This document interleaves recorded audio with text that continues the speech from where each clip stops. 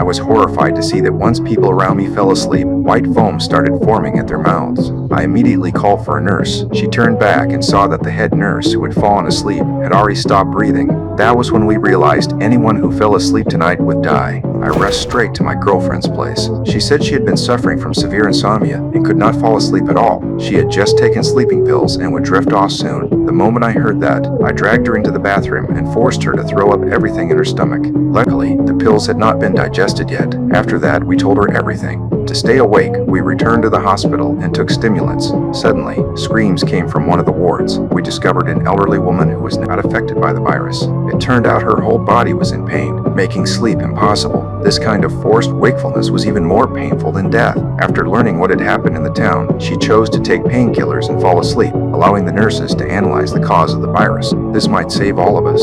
The elderly woman was placed into the scanner. She slowly drifted into sleep. The nurses stared at the brain monitor and discovered that before her heart stopped, her brain produced a peak beta wave. This meant the real cause of death was dreaming. At that moment, I said I would volunteer to sleep. She dreamed for 3 minutes before her breathing stopped. I would only sleep for 2.5 minutes, and they had to wake me up immediately. Entering that dream might hold the answer. I closed my eyes. I woke up from the dream almost instantly, but I found my foot chained to the ground, unable to break free no matter how hard I struggled. A car suddenly approached. Inside was my mother, who had died long ago. She handed me a cup of coffee and told me drinking it would wake me up. At that moment, an oddly dressed old man appeared in the distance. With a gentle pull, my mother slowly stepped back. The old man told me the key to stopping the virus was hidden on Aristra Island. The next second, my companions shook me awake. I immediately told them about Aristra Island, but when we checked the map, we discovered the island was thousands of miles away. We began collecting stimulants and prepared a plane for takeoff. The aircraft successfully lifted into the air.